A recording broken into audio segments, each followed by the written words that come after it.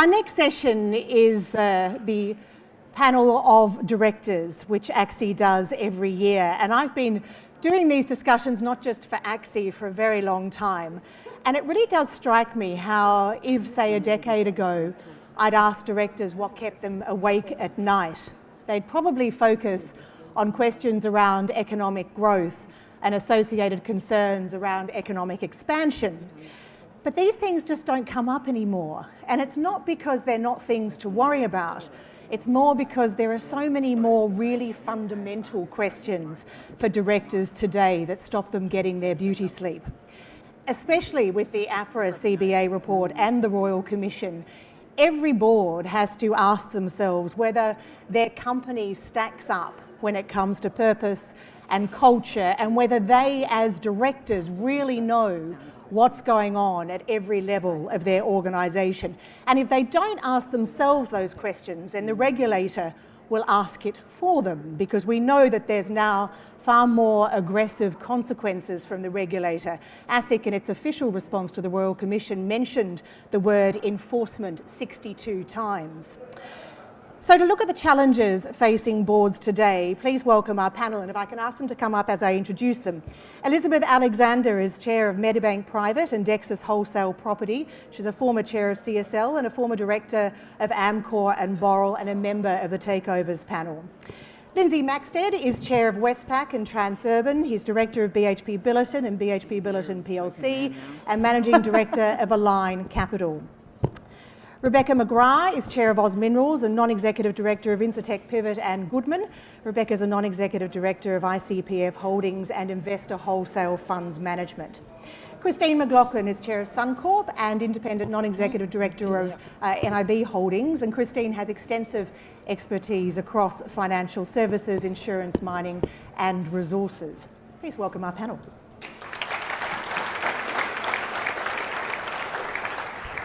Right, so don't start this by telling me that what keeps you awake at night is the economy, because that will just make a lie of what I just said. Christine, let's start with you. Post the Royal Commission and the APRA CBA report, what's changed for boards? Well, I think certainly the expectations of boards have changed in the community as well as from our regulators. We're under far greater scrutiny in terms of what we do in the boardroom, how we hold our leaders and our own organisations to account for our actions, and I think that's something that is going to stay. We've certainly seen, I think, an unhelpful blurring of the role of the board and the role of the CEO and leadership team.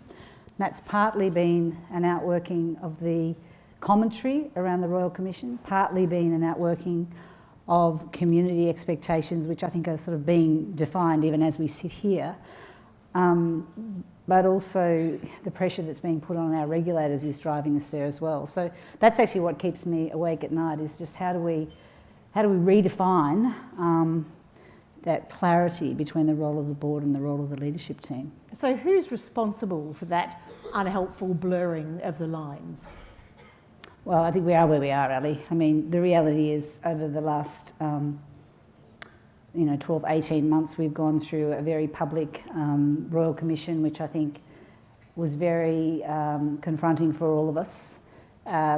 Usefully, certainly all financial services boards went through an APRA self-assessment process in terms of understanding how effective we were and what we might change. And then, as I say, community expectations. There's a far more active dialogue, whether it's organisations like ACSI, who have been influencers for some time, and others around what the expectations are. Lindsay, if I can come to you, your CEO at Westpac, Brian Hartzer, said in response to the Royal Commission that he and his team needed to get on with implementing the recommendations to, quote, make sure this experience is a profound turning point for Westpac. I do have to point out a profound turning point for an organisation from something that you didn't see as necessary in the first place because you were not a fan of the Royal Commission. So what does a profound turning point look like at Westpac?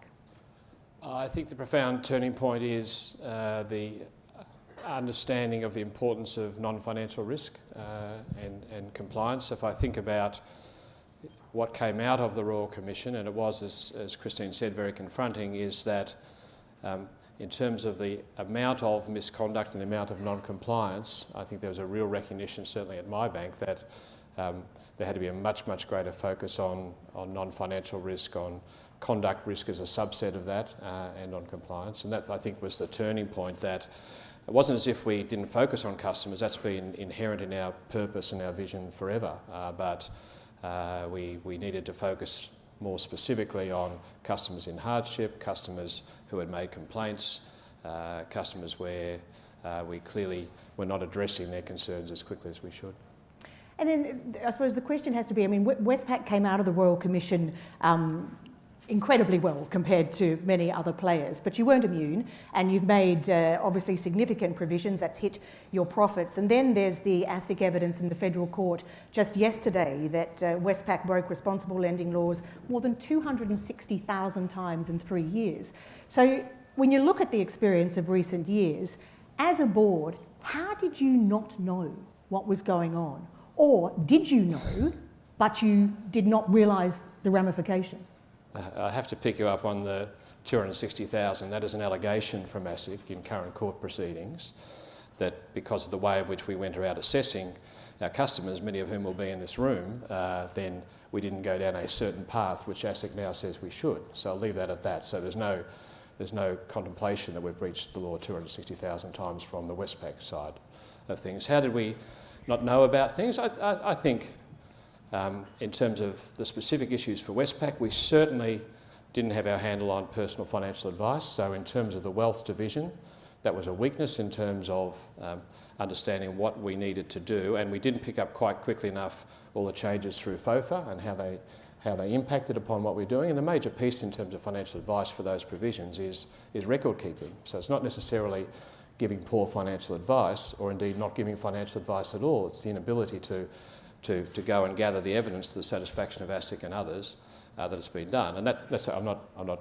against that. That's okay, but that's to put that into context of your question. So I think it's when you think about banks, it was the years we're talking about here immediately post and subsequently post the global financial crisis. We have a huge emphasis on financial risk, and I think the banks in this country have managed that very well, to the benefit of themselves, their shareholders, and all the people in our communities. But we didn't focus sufficiently on non-financial risk, and that is, as I say, the main benefit out of the Royal Commission. And do you agree with Christine's point? Do you think the lines have now been blurred between the management and the board? In certain circumstances, and I think it's really, really important that boards, backed up by their shareholders, really work very hard to make sure that they're not blurred, because part of the reason why they're becoming blurred is people say, I want accountability, I want a head on a stick, I want accountability for that. You'll only get proper accountability if you actually know what the roles are of the board and the management. Rebecca, sorry, Elizabeth. Just picking up on that though, I think one of the key issues that organisations have is the number of layers between the top and the bottom. And you can say all the right things at the top, but if there are so many layers to get that message through to the bottom, then I think things can go very much awry. It's like the old party trick. You tell the story to one person, then 10 people later, you hear what they think's been said. So I'm a great believer in the minimum number of layers between the top and the bottom. You've got a much better opportunity of conveying that message and actually knowing what's going on. So I think banks have, and I think this comes into the BEAR legislation of accountability and knowing, so if you have fewer layers, you've got greater accountabilities along the line and therefore know what the story is. So I think that's, if I could recommend to banks, that's what I think, stripping out a number of those layers. And I think banks are very much the size of them, the complexity, they are in that area, whereas organisations that are much smaller and more nimble, they tend not to have those things. I guess, I mean, Lindsay, you actually quoted during the week talking about exactly that, but how do you make an organisation like Westpac simpler? Oh, lots of ways. And not just obviously getting rid of people. Yeah, but I think there is massive complexity. Westpac's particularly complex because of the merger with St George and the different brands and the different systems that brought. So it's over time making sure that your technology is uniform across the bank, and it does take a long time. Products is the main one, so product complexity gives rise to poor decisions down the line when you think the product is a good product for customers, but because of a misinterpretation or people thinking that product is actually that product, it's sold incorrectly or it's delivered to the customer incorrectly. There's many, many ways. Yeah. The technology point, if I could just pick up on that, I think one of the very stark messages that came from some of the analysis in the Royal Commission was exactly the issue we face around. We've got, in the case of financial services organisations that have been in existence for decades, we are all working from legacy systems, and we've been building out legacy systems which have been created very much on a linear basis, so if you like, the left brain. And then we're now superimposing new technology, better technology, more efficient technology with that digital capability that our customers want. And I think there's a piece for us now around making sure we've got that right brain friction point or moment of trust with the customer built into our systems, and the traditional way of building systems didn't do that. And if you really unpick some of the themes that came through in why you start to get what looks like lots of big problems, there's a whole systems issue that I think all boards are now grappling with, and I think there's two things that come out of that. One is there's definitely a cost to the business, which obviously impacts on investors, and there's also an expectation of customers, which comes to Lindsay's point, simplifying products. We would all really like to be able to simplify our products as quickly as possible. As an outsider though, I just say, is it really that hard? It's sort of this dealing with technology and having whole of systems approaches is something that every company has to deal with. It really is part of, what people are paid to do when they run companies and they sit on boards. No, I absolutely agree that it needs to be done, but it's not just flicking one switch, because as Lindsay said, when you've got a series of systems being built on systems, it's not just like walking into your house and switching a light switch on and the whole house lights up. It's a bit more complex than that, but it's doable. But it's a cost. And, Rebecca, let me bring you in here. What do you think, well, A, of what you've heard, and B, what's the biggest change for you and the boards you sit on post-Royal Commission? Thanks, Ali. I was just reflecting on what's been said about complexity. Many of you work in organisations where you sort of inherit complexity, and when you think about joining the board of a large financial service institution, enormous amounts of things have happened in the past that have created the situations we now find ourselves in. So, a fairly daunting task to join now, particularly a board of a major financial institution, and to sit around a board and say, I don't understand this, and that's not a situation that many people want to find themselves in, but enormous amount of knowledge to take on board to understand the status quo. And I think we shouldn't underestimate that. It's quite a task. And then balancing that, as Christine said, with the separation of those roles. I don't know what all the answers are to that, but I think there's a little bit of patience required in now stakeholders understanding that both that tension between board and management, but also dealing with some of these situations we now find ourselves in. My experience, I'm not in the financial services sector, but I'm most certainly seeing, I'd say, let's call it less tolerance for things that might not be issues that might have been raised and are being, people asking for extensions of time to close actions.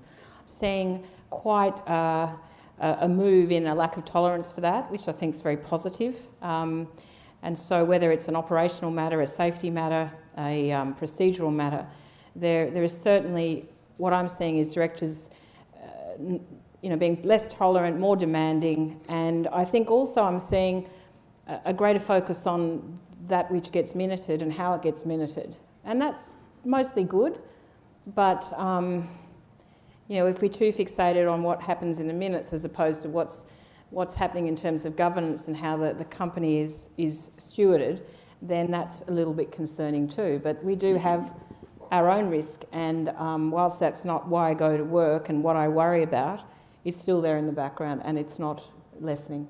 So do you think that the role of the director has become to too complex, too big, if you like. And I wanted to point you to some comments by Graham Samuel, who'll join us on the next panel. He says the current directors lack the capacity and courage to challenge management, and they're ill-equipped to stop poor behaviour. So I guess that there's sort of two issues there. One is having the correct information and knowing that you've got it and seeking it, and the other is capacity, ability.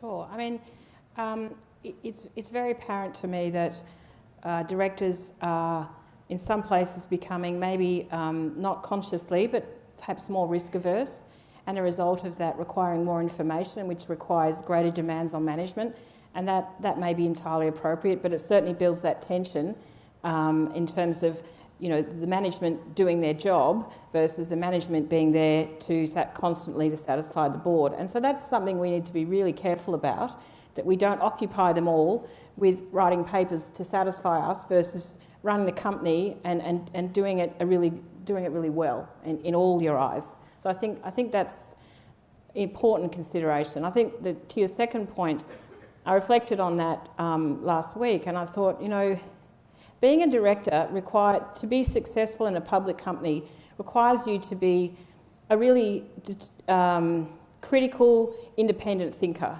It requires you to be very determined, without a lot of the time without any backing, and it requires you to be extraordinarily resilient, because to sit through and debate and challenge some of the things that we've talked about already today.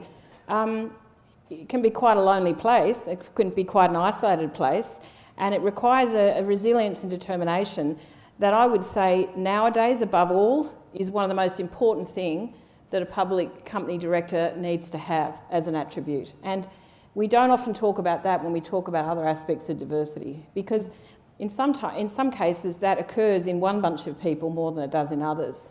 So when we say we want everyone, all stakeholders and all sorts of different people to join the board, are they really going to be able to be that challenging independent thinker who is happy to take a position or confident to take a position when you don't do that? As the outcome of that is you're extraordinarily unpopular and you cause a lot of ructions in an organisation. Elizabeth, you mentioned the issue of simplification and some of these organisations have simply become too complex. What else do you think has changed out of the Royal Commission? And this issue about the ability of directors, the skills they need, do you think most directors are up to the job or up to the challenge? Well, just picking up those last points, clearly the most important role of a board is the hiring and firing of the CEO. I think that's number one, and that's the most important thing. And I think once you've hired a CEO, you've got to support them. And then the interesting question is how much information you need to determine whether the person is doing the job that they've been appointed to and is taking the organisation in the right direction. And how much information do you need? Because everyone always says the top job of the board is to appoint the CEO, but you can't set and forget. You do have to cross-check. So how do you, as a board, know that you're getting? How do you ask for the information that you know that you need?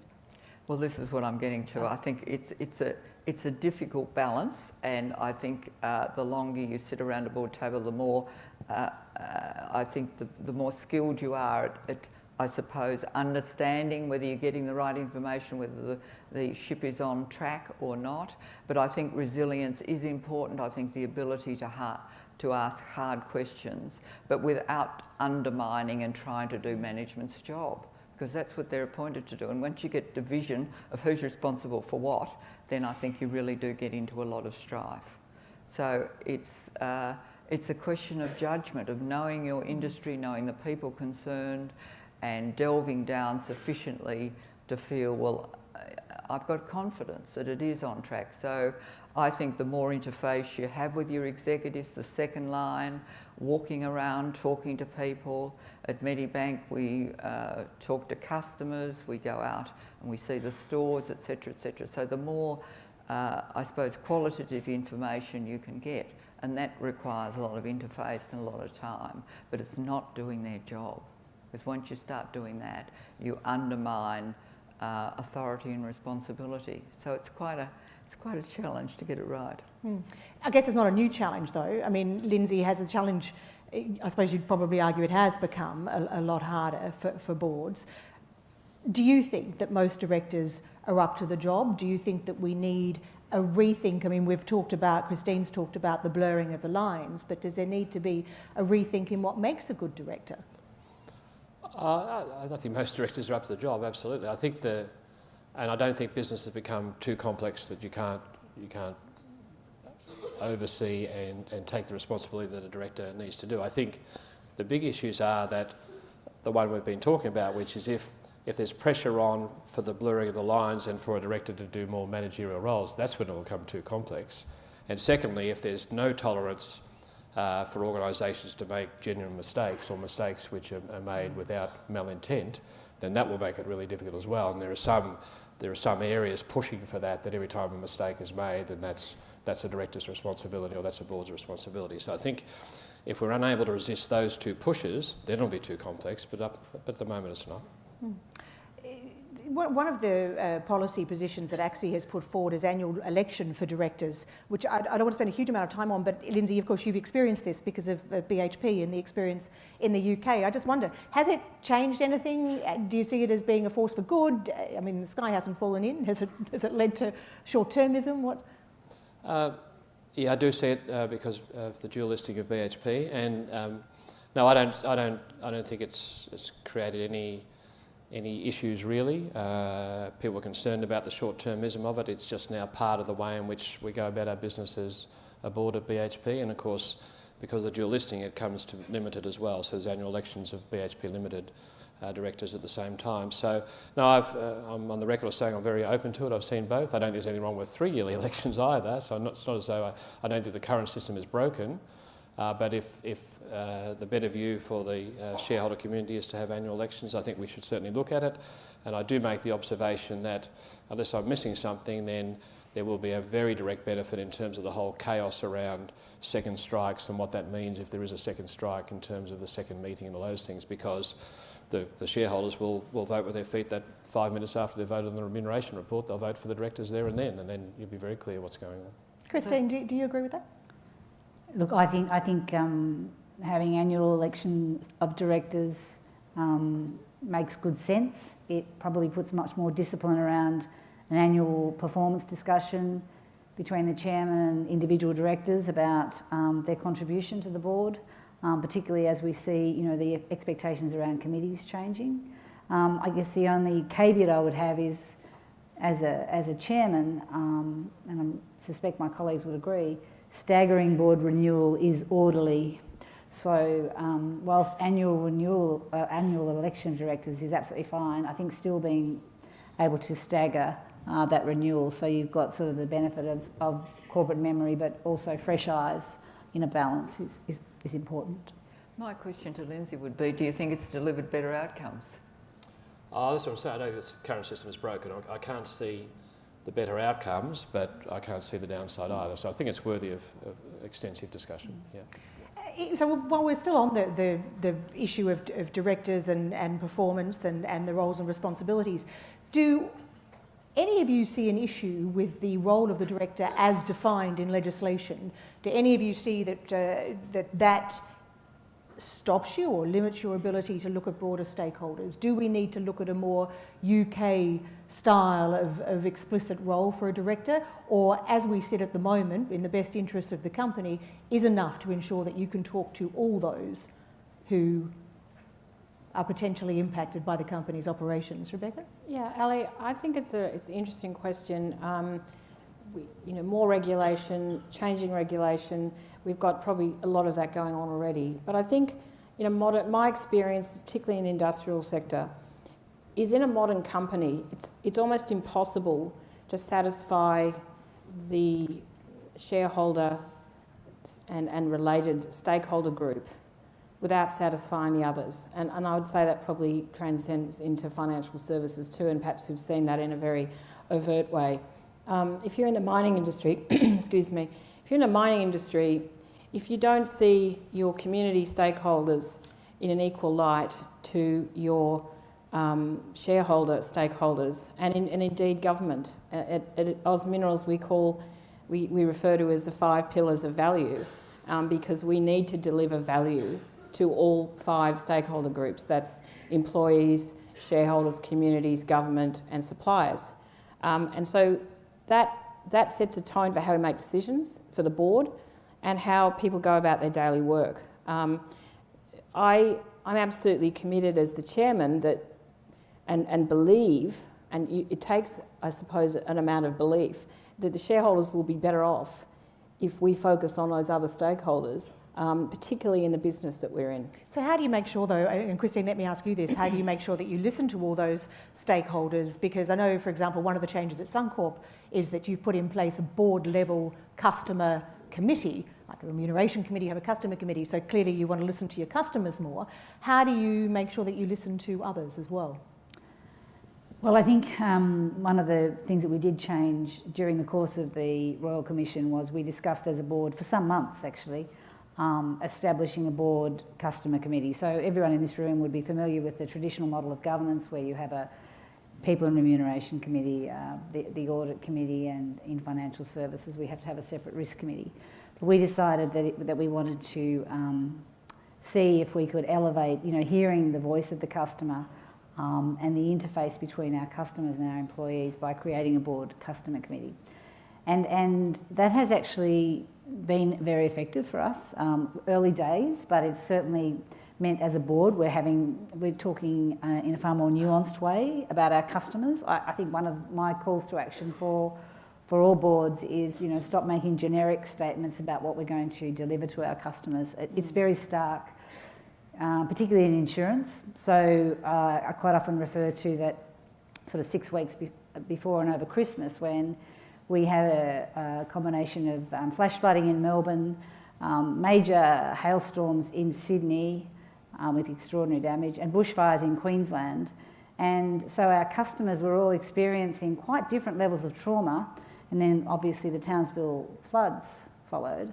So our customer-facing staff, to your point about other stakeholders, our employees, are dealing with a myriad of different customer experiences and having to navigate that. So the customer committee, I think, has also brought us closer to the experience of our employees in delivering. And I think the government and regulatory piece, in financial services, obviously you have a very close ear to, so they're well heard. So regulatory, government, customers, investors, employees and investors, well, hello. We have, like all public companies, proactive engagement strategy with investors and program with investors. But I think investors, the voice of the investor has always been in the boardroom. Yeah. I think that's your point. If I may, I think there's no surprise here that we're now seeing more and more companies revisiting or seeking clarity about purpose. And I think that's a better response, and purpose is a very good way to address and be quite explicit about, obviously the purpose of the company, what it does, how its employees feel about their role, and indeed what the board's role is as long-term stewards. So I think that's probably one of the positives out of what we've seen over the last 12 months is that reflection on purpose and some of the the reminders, or if you like, the anchors that boards and management are seeing around their stakeholders and the role they need to play. Lindsay, who do you see directors owing a duty to? Oh, I think this is very clear, Ali, and you led with it, and the directors owe a duty to the company. That's been in the law here for 100 years or thereabouts, and I think it's really stood the test of time. And ipso facto, if you owe an obligation to the company, you owe an obligation, therefore, to the next level, to all of its stakeholders. So there's no, I don't think there's any issue here. I'm on the record as saying I think a very primary party there is shareholders, but that's not to the detriment of customers or employees. And I agree with what Christine and Rebecca have said, and I'm sure everyone in the room that's been involved in running a company knows this, that you'll only please your investors if you're making your other stakeholders happy. So find me a successful company that treats employees badly and neglects customers. It just doesn't happen. So that is right. Well, actually, it does. The Royal Commission is a classic example, and the Commonwealth Bank is a classic example. They treated their customers appallingly, and they were doing incredibly well. Well, in certain circumstances, but clearly, Ali, they can't be treating every customer like that because they have millions and millions of customers. So they have many, many satisfied customers, and that's the point here. So that's not to diminish any of our behaviour which was before Hayne as a financial services community, but there are many, many satisfied customers, and so that is not right to pull out the whatever percentage it is of disadvantaged customers who shouldn't have been disadvantaged that way and say that's the way they reflect. On the whole, obviously employers are happy to work at Commonwealth Bank and are happy to work at, and customers are happy to deal with them just as they are with Westpac and every other organisation that's represented in this room. So I think we get it, obligation to the company, clearly an obligation to investors, to shareholders, but to other stakeholders as well. Elizabeth, do you agree that you can't be a successful company without taking all stakeholders into account? Yeah, well, certainly with Medibank, I mean, health impacts all of our lives, and so by delivering to their needs, I think the two balance out. What's good for the company, better health for better lives, is the slogan that we've got, and I think that's true. I'm going to open this to the floor for questions in just a minute, and there's lots of issues we haven't touched on, but I did just want to very briefly touch on the issue of remuneration, because again, out of the Royal Commission, it was just made so crystal clear that remuneration is so important to driving outcomes. Rebecca, you got a first strike at Goodman on remuneration at the end of last year. I'm just curious as to how you address that. Well, I'm not the chair of the committee, so it's not really, as we all know, we've all got roles to play. That's not my responsibility to get into details of. But, you know, stakeholder engagement is the way to manage these sorts of issues. And I think as Goodman, as other companies who've dealt with these sorts of challenges, reflect very much on stakeholder engagement, and that's what that company is doing. And that's, I guess, we were talking about stakeholders. This is a classic example. I mean, Lindsay, you've had the same thing at Westpac, but a classic example of where the stakeholders are not always on the same page. Can I ask you, Lindsay, about how do you deal with that in the context of remuneration? You also have that problem at Westpac. Yeah, but Rebecca's right. The only way to deal with the strike is to really deeply try to understand why you got it in the first place, and then decide how you're going to deal with that going forward. So that involves obviously an understanding at the time in terms of why at the AGM shareholders voted the remuneration report down, and then subsequent discussions with them and the proxy houses to work forward from there. Do you see APRA as being, obviously they're going to be far more involved, do you think that this ultimately remuneration could actually be taken off you to an extent, that there'll be a far more mandated approach?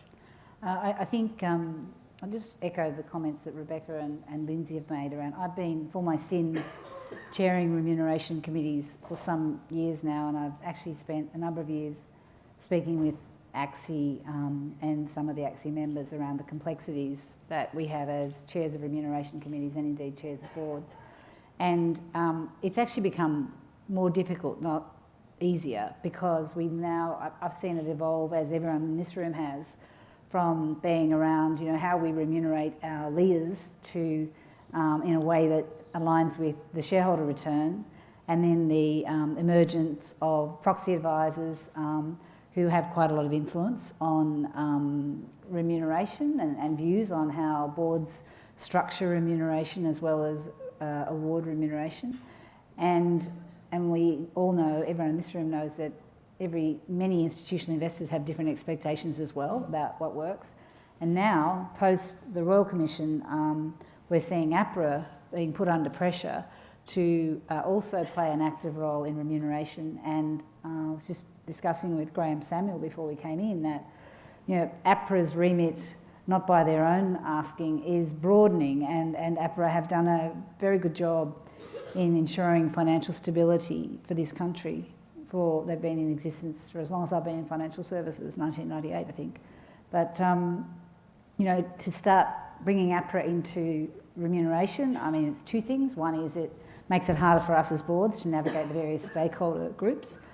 unless it's done to us, but it also shifts the focus for them. So at what point do we actually, as boards and directors, lose the ability to frame the remuneration approach for our companies knowing our businesses? I think that's really a live question at the moment, and probably one that would be good to... And a risk, you see that as a risk? You don't want to lose control of that? Well, I think the risk for us is, as I've said before, we've got these other active stakeholders that we've been working with for over a decade, proactively in trying to get good outcomes, and now we have another that just happens to be our regulator. So I'm not sure that where the regulator will land will align with where shareholders might land. So how do we navigate that? Lindsay, as an APRA-regulated entity, do you share that concern?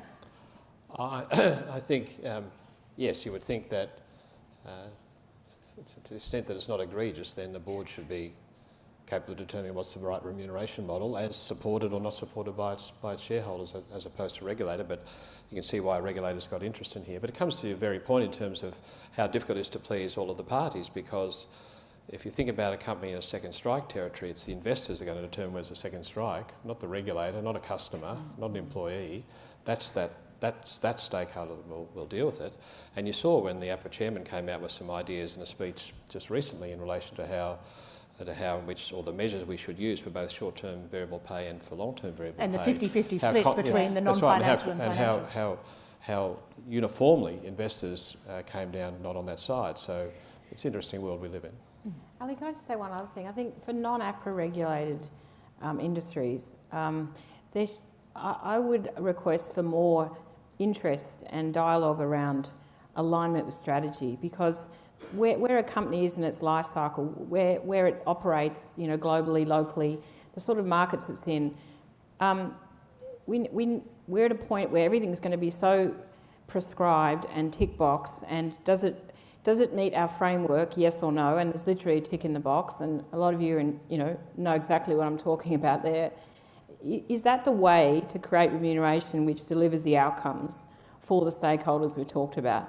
I really don't believe it is, and the trouble is there, we need trust, which is probably in deficit, I acknowledge, to allow a discussion where remuneration design is fit for the strategy and the dimensions of the company. Let me open this to the floor. If we've got a couple of roving mics, questions from the floor? It's really hard to see. It's one down here. Thank you. Good morning. Pablo Baruti from Colonial First State Global Asset Management. Just firstly, I'd really like to acknowledge Rebecca's comments, because I've been coming to this conference for about a decade now, and I think they're around purpose, around the role of directors, around the multi-stakeholder approach, some of the most insightful comments I've heard in all of that time, so thank you very much. I just want to, we haven't really talked you haven't really talked very much about culture and the role of the board as custodians for the culture of the organisation. I think Lindsay mentioned a lot about non-compliance and remuneration, I think, is a key part of that, but I just really appreciate some reflections on what the board's role is as the custodian for the culture of the company, and how do you then go about ensuring that the right culture is there, because I think it's very hard to, at the micro level, really monitor individual bad practice.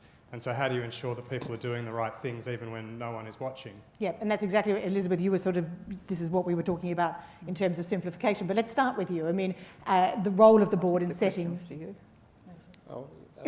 go first, and then I'll say something, yes. No, I think culture is hugely important. I think it's the driver of the whole company's behaviour, and I think everything has to align with that. And I think... Ken Hayne, the Royal Commission, some of the comments he made about, not only acting within the law, but doing what is proper and what is appropriate for your customers. I think, going back to fundamental values is hugely important. I often say to people, well, if you comply with the 10 Commandments, you can't go far wrong. And people say to me, but a lot of people don't know what's in the 10 Commandments.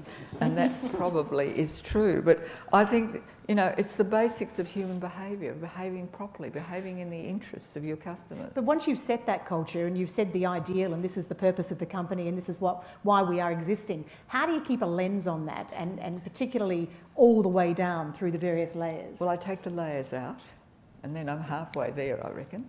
But look, I think employees respond to leaders, how they lead, and they set the tone of all these things. And I think that goes down. So when you walk along the factory floor and you're talking to them about what they're doing, you get an idea as to what their values are, and they no doubt get a view as to what your values are. But the cynic in me says, how do you know when you walk the factory floor that you're not being shown the best and brightest within the company? Oh, I think if you do enough of it, you sort that out. And as I say, look, at Medibank we go to hospitals, we go to stores, we have lunches with third and fourth levels down without any senior executives there. We attend the risk committees that management are having. So, you know, and I just think that this is it's not delivered with one blow, it's a constant stream of activity and behaviour.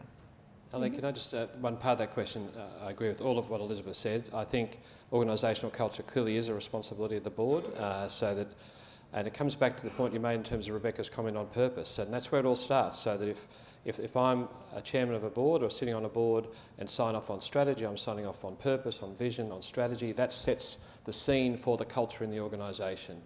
And then after that, then you're trying desperately to make sure that, in terms of Ali's question, that the written word is then actually taking place all through the organisation.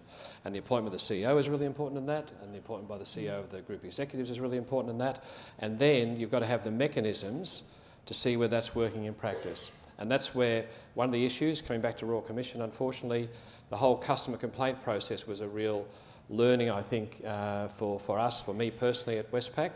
We were, as a board, we were going through thinking we had customer complaints under control. They were lowering in number year after year. We're really happy with the attention being given to customer complaints, but we missed a pretty basic point, and that is the 1% of complaints which were really serious complaints in the context of hardship for customers. We weren't paying enough attention to them to whether they were being addressed, whether they were being addressed quickly enough. And guess what? Of course, they're the ones you saw in Hayne, and they're the ones that, you know, when Ali talks about what's the customer experience, they're the ones we concentrate on. And as I say, not belittling that, and not to the contrary, just saying that's where boards have got to get more nuanced in terms of how you make those assessments. But certainly you can't have a board overseeing strategy and saying this is what we want to be in terms of what we're going to achieve without addressing how we're going to achieve it. If you get a 98% approval rate, then you should be looking at the 2%. That's the... Did you want to add something to that, Christine?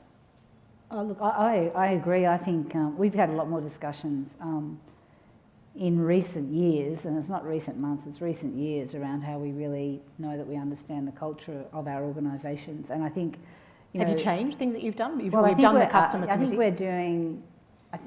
I'll give you a really sort of detailed example of something we're doing differently now. So, for example, when we do our internal audits, we now ask the internal audit team, when they've gone through whatever the formal process is, how did it actually feel? How did it feel in this area? What was the tone? How engaged were the people? What were the issues they were raising? But I think, to Elizabeth's point, there's nothing like just getting out and about. I always ask to be put in the call centres with not the highest performer, a mediocre performer. When I go and do customer visits, and I've done a lot in my first 8 months as chairman, I've done a lot in Queensland, New Zealand and New South Wales and Victoria. I always ask to make sure I see some unhappy customers as well as some happy customers. Then I ask to see the people who have been dealing with the unhappy customers. So, I mean, you're never going to, in our case, we're relatively small compared to Westpac. We've got 13,000 employees. So there will always be an area that, you know, surprises you. It is what it is. But we're getting better at it. But it is probably one of the things that keeps me awake at night. How do you keep a lens on culture? It's a multifaceted task. To think that you can do a culture survey and send an email or a yammer or whatever out to everyone in the company and ask them to answer 10 questions, and then you can go home and say, oh, culture's okay. I mean, it's just so simplistic. You do need to do that at times, and sometimes you need to do that quite regularly. We're building a big new project at Oz Minerals, and we do something every month because we've got contractors and employees and subcontractors and all sorts of people working together. And to execute that project, the culture and the attitude of the workforce there, you can pivot in a week or a month. You really can. You can emphasise things, de-emphasise things. So that's another example.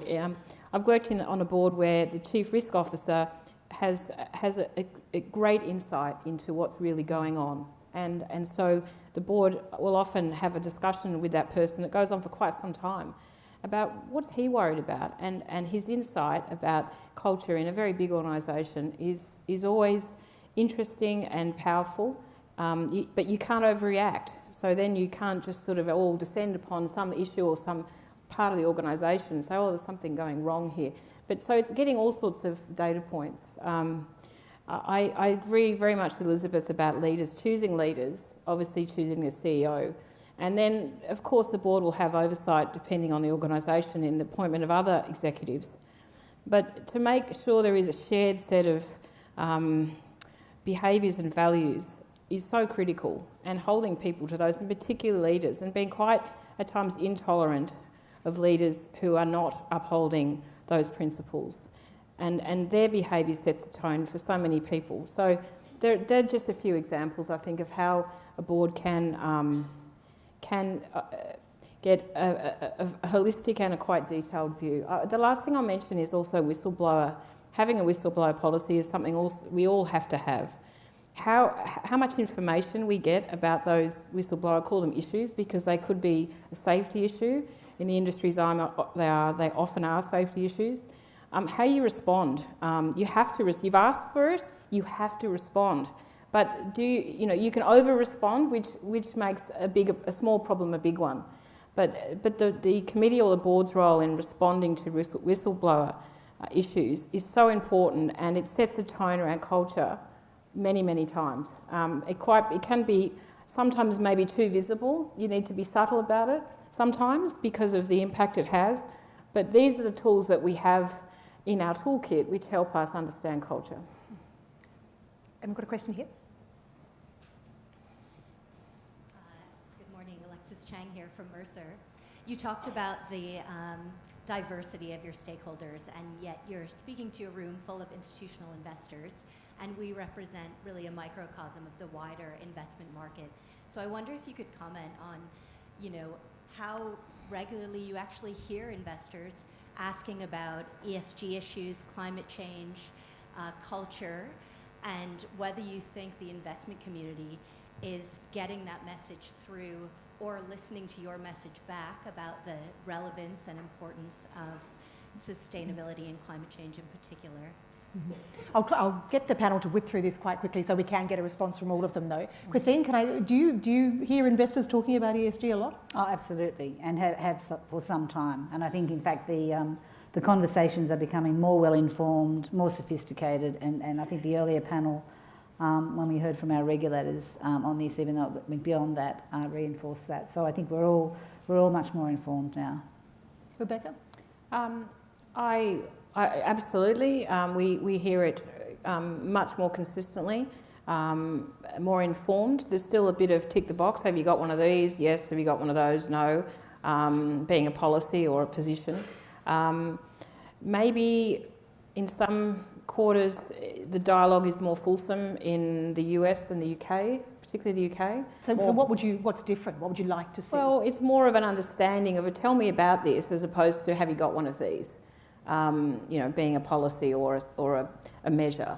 And that's encouraging because you can actually have a dialogue. Now, they might then say, well, that's no good and I'm not satisfied, but at least you've had a discussion. I think using a spreadsheet with a tick and a cross is not a good way to encourage companies to be open about something which is emerging and evolving. Let's face it, this is an area where a few years ago, companies that wanted to talk about it, no one would listen to them. I worked as an executive for a company that talked about it for years and no one listened. So it's an evolving area and we need to have a dialogue as well as have measures. Absolutely. Lindsay, what's your experience? Very quickly, so both as chair of Transurban and of Westpac, then I would see major investors in both capacities at least once a year, and the conversations, as you can imagine, are varied, but many are about ES&G issues, and I agree with Rebecca that they're becoming more and more sophisticated over time. I can sometimes have a meeting where it's very rarely covered, but most it would be covered, and I think certainly from my company's points of view, then we understand the importance of that discussion. Are global investors and Australian investors on a par with sophistication of the questions that they are? Yeah, I heard what Rebecca said there. I haven't really looked at it that way before. That might be the case. I think it's that there are variations between investors, whether they're here or overseas. Yeah. Elizabeth? Yes, I certainly noticed when I was with CSL that I thought overseas investors were far more advanced in this area and far more questioning. They had their own separate people who would come and talk to you as opposed to the general investors. And certainly as far as Medibank's been concerned, there's been a lot of interest in our investment portfolio, and we've moved to low carbon holdings in both Australia and international. So, and we don't hold tobacco stocks, so that's all been part of the whole move. Let's try and squeeze in one more question. I'm going to be guided by... I can't believe we've... No, we haven't silenced you. I didn't think so. Hi, John Jury from The Australian. Could I just go right back to basics and ask each of you just very quickly to say what is the role of the board? Right, Christine? Thanks, John. Very much around stewardship. I think if we use that as our guiding mantra. And I think clearly some of the key areas that the board must be involved in is around the strategic direction, setting of strategy, the hiring and firing, as someone said earlier, of the CEO. And also now, as we've discussed, really defining the tone from the top in terms of the culture of the organisation. Kristen used a word that I was going to use, stewardship, so I'll use the word I think that the RICD have used. I think it's superintendents. Maybe that's a little bit, there's an association with a bit more hands-on with that, but that's not what I'm implying. You wanted a quick answer, so I refer back to something I learned about leadership as an executive, which I think is really relevant to a board, and that is, focus on direction, boundaries and space. Space for the management to operate, clear boundaries where things aren't acceptable, but very much playing the role of setting the direction and enduring through that purpose. That's how I see my role as a director and as a chairman. All of that, acting as the shareholders' representative in overseeing purpose, vision, strategy, and then the execution in accordance with what you've agreed. I don't think I can add a lot. Well, look, I just want to finish with another very, very quick question. I just wonder how optimistic you are that the events of recent times, largely in financial services, but everyone recognises that they carry into all companies, won't just be in the future a little blip in the history of corporate governance, that we are going to see real change in companies and the way that we approach governance post the events of recent times. Confident that there'll be real change? We won't slip back into complacency? I can't believe I'm in this seat. I've got first every time. Yes, I am confident. We're already seeing change. Yeah. So I am confident and optimistic. Yeah, I'm confident and I see evidence of change all the time. Very positive most of the time. I meant one concern I have, which we have to be very careful as directors, is we don't have the senior management spending disproportionate amount of their time feeding the board with stuff, maybe important stuff, versus doing their jobs and delivering to you and all the other stakeholders. And that's the role of the board, and particularly the chair, to constantly monitor that and have a mature relationship and dialogue with the CEO such that he or she can call it out and we manage, we make adjustment accordingly. Mm. Yeah, I think we've seen change already and I don't see that turning back.